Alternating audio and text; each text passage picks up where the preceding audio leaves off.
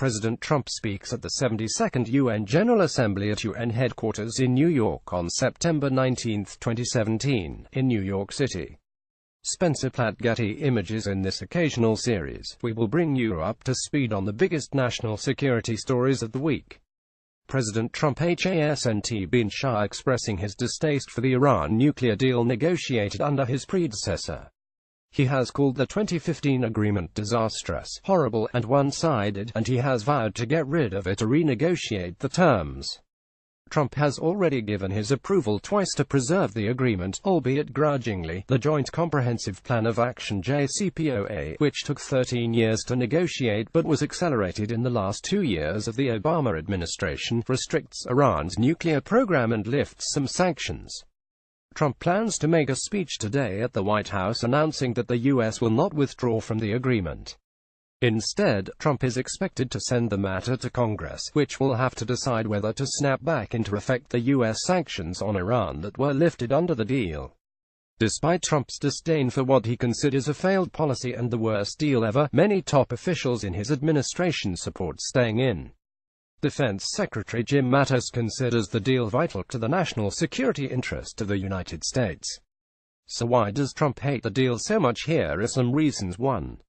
Iran got money from it. When Trump was running for office, he often brought up this line: "We give them $150 billion, we get nothing."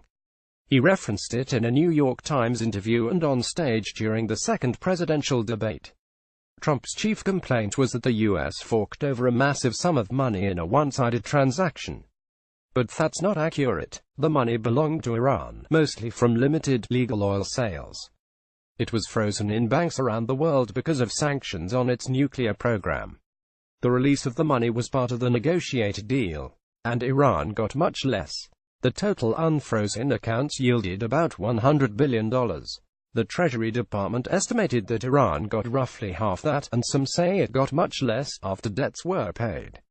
Other assets not tied to its nuclear program are still frozen.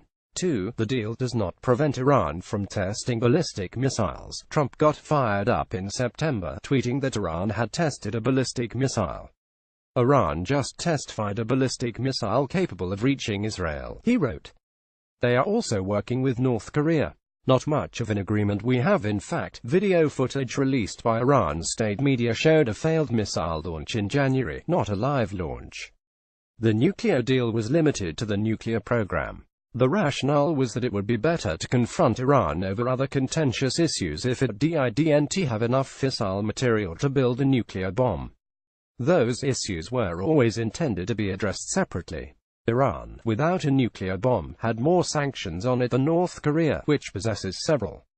3. The inspectors have limited monitoring powers. Trump has complained that the International Atomic Energy Agency, the UN organization responsible for inspecting Iran's facilities, does not have sufficient monitoring powers over the nuclear facilities.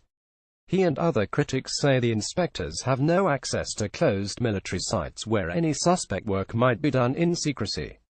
Actually, the agreement does make some provision for inspecting military sites. But in requesting access, the IAEA must show Iran the basis for its concern.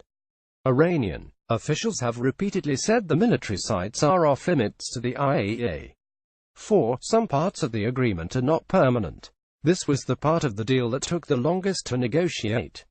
Various sunset provisions stipulate expiration dates for restrictions imposed on Iran's nuclear program. Critics say that when they expire, Iran will be freed to build or acquire nuclear weapons. Some of the limits, such as those on centrifuges and on research and development of more advanced ones, end in 2025. Others last longer. Some restrictions that make it hard for Iran to build nuclear weapons remain in place indefinitely. Iran did agree to never build nuclear weapons.